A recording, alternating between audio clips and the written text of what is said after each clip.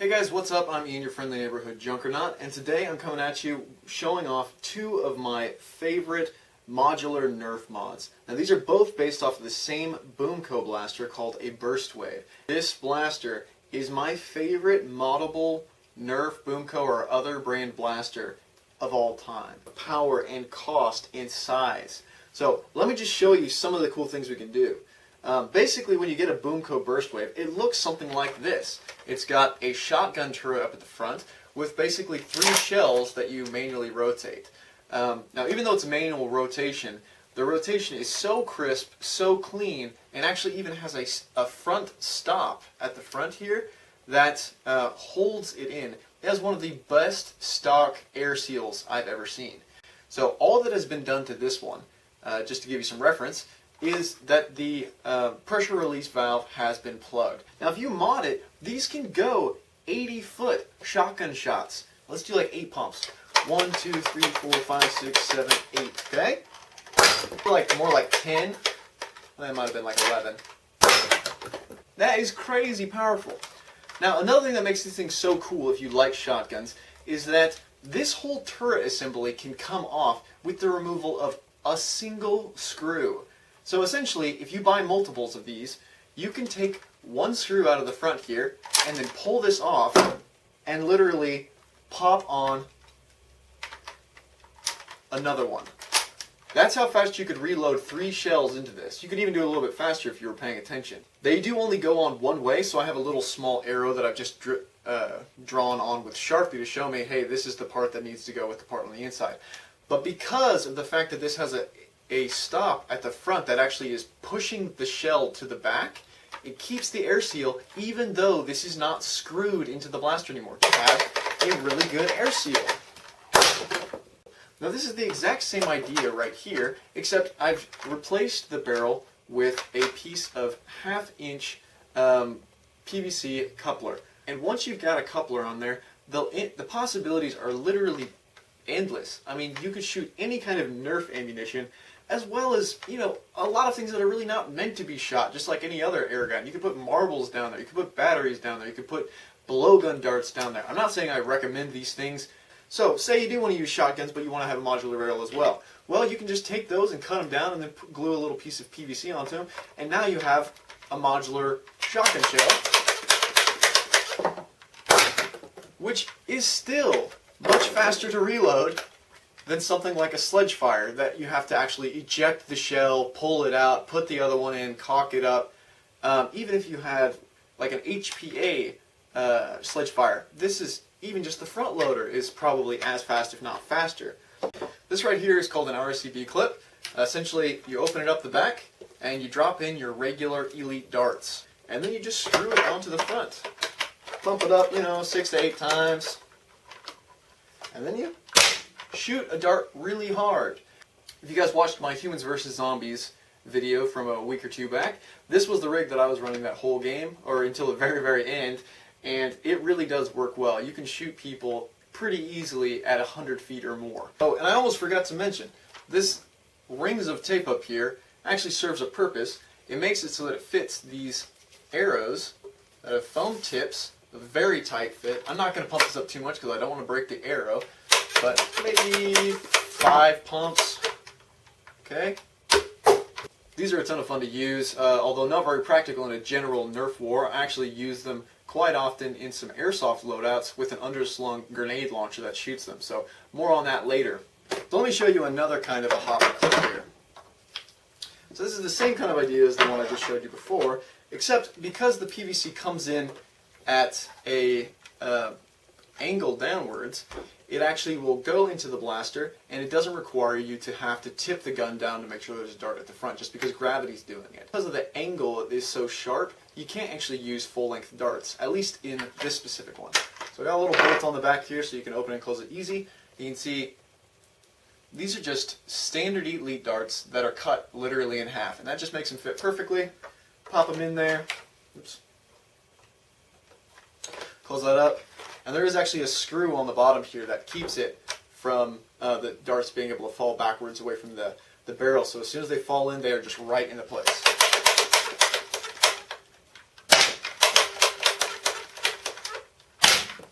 Again, very strong. This right here is actually a paintball hopper.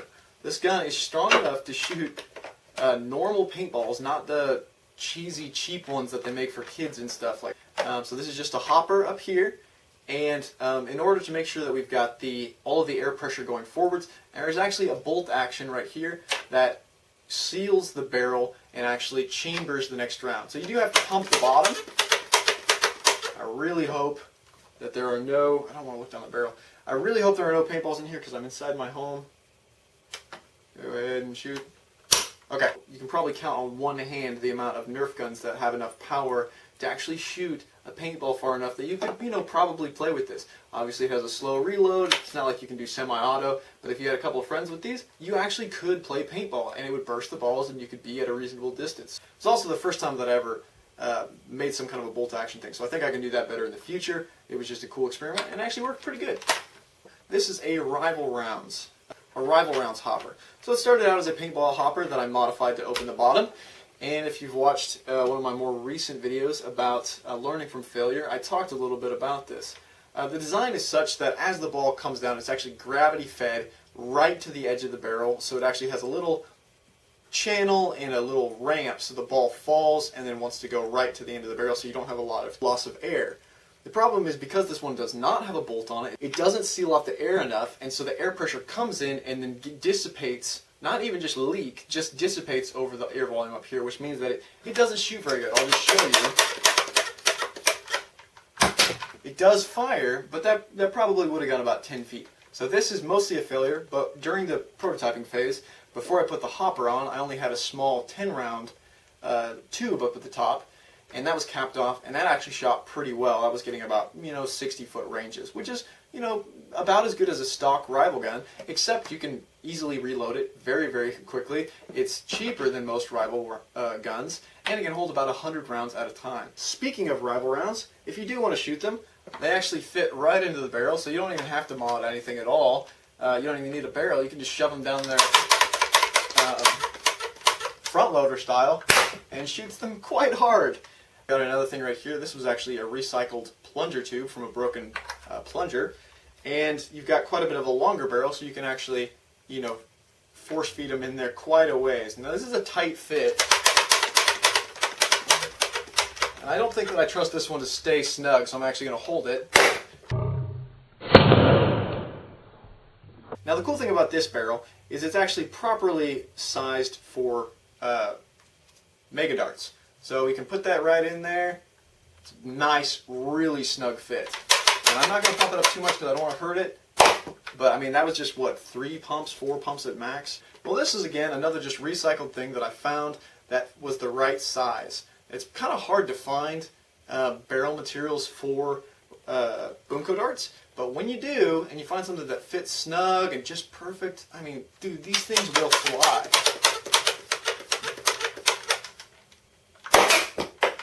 Alright, well, we lost that one. Let's try again. Got a different one here. Get that. 1, 2, 3, 4, 5, 6, 7, 8, 9. That's probably even way more than we need. Just shoot it. So, again, I probably shouldn't even be shooting this inside. Last but not least, let's talk about this. This one is actually pretty interesting. It was kind of an experiment. I don't think that too many people have done this at this time for Nerf Vortex discs. And the way that it works is that it's a pretty snug fit in there. It took a little bit of, fiddling to get it to really work right. I basically carved up a small piece of plywood to roughly the right shape, heated up this piece of pipe with a heat gun, and then clamped it into a vise so that it would hold its shape. Now that even after I did that, it still took some more work to get that to the right shape. If you just leave it as is, it won't really impart any spin to the discs, which means that they basically just flutter out of the barrel. So the way that you get around that is you actually cut it at an angle. So because it's at an angle, it means that it has a little bit longer drag or friction on one side, which makes that it starts to actually turn. 4, 5, 6. And it shoots pretty good. If you go too high of a pressure, the disc becomes really erratic, but it can actually shoot it harder than most of the Vortex line. There's not a huge amount of practicality to this, but it's just a ton of fun to have one gun that you can just make a barrel and put anything down it essentially, and it will fire it really well. Things are about 20 bucks on Amazon. If you find them at that price, I still think they're worth it. If you find them on sale, definitely go ahead and grab some. I found them at my Toys R Us on sale one time, and I bought the entire store out. I think there are roughly 25 of them in my garage. There may be more. I don't think that I'm going to do a full range test for all of these because it would just take way too much time, but I will show you a couple of goodies right after this. Just for reference, from where I'm standing to my sidewalk over there is 80 feet. So starting with the shotgun boom co. 2, 3, 4, 5, 6, 7, 8. 1, 2, 3, 4, 5, 6, 7, 8, 9, 10. Little arch on that one, that was 80 foot. 1, 2, 3, 4, 5, 6, 7, 8, 9, 10. Now we're testing the RCB clip. 7, 8. That was over 80 foot right there. 9, 10. That went way far. I think my barrel was angled a little bit up. 1, 2, 3, 4, 5, 6, 8, 9, 10. That was 100 foot. 1, 2, 3, 4, 5, 6, 7, 8, 9, 10.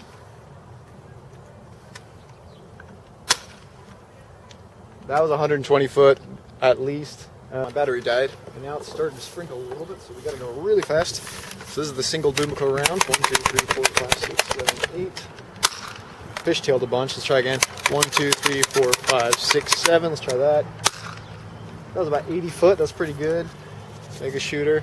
The mega darts are not real accurate. 1, 2, 3, 4, 5, 6. But that went, 80 foot. Click that thing on there like that. 2, 3, 4, 5, 6. There you go, that's pretty good. That one about 70 feet. 7, 8, 9, 10, 11, 12. I'm going to angle this one a little. That was 85 foot probably. What we've got, so you don't have to just take my word for it.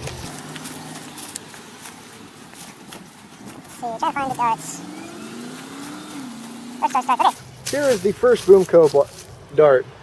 That's probably from one of the shotgun shots. That's already 70 feet. Here's a bunch more on the ground there. 75. And then we've got a whole bunch that are right on the edge of 80 foot, which is what I said is pre-marked as far as the sidewalk. We're going to have a hard time. So here's the rocket. That's about, probably about 90 foot. You can see there's the edge of that. And then we've got the tree trunk's about 100. Here's our first one of these darts that we've seen. There's an elite dart right there. At roughly 100, and some of these skip a little bit, so they look like they shot farther than they did. There's another one right here, so this is, probably 110. You can see all the way over there. And then I've got one, I don't know where it went, but it actually skipped into the road, so that actually went, let's see if we can find it. I remember I saw one that skipped. Yeah. Here's the last one. This right here. All the way over there. That's 140 feet, 150 feet. Thank you guys so much for checking out this sweet Nerf mod video. I really, really appreciate it. If you liked it, please do me a favor and hit that thumbs up button below and consider subscribing so you can see the new videos when they come out. I usually upload 2 to 3 times a week, and they can cover anything from any of my many hobbies, being Nerf, airsoft, paintball, extreme sports, building things, DIY, hobbies, archery. It's just a whole bunch of stuff. If you want to see some of my other videos, definitely check in the description box because I usually put some of my best ones down there. Otherwise, guys, I'm Ian the Junkernaut, and I hope to see you in the next one.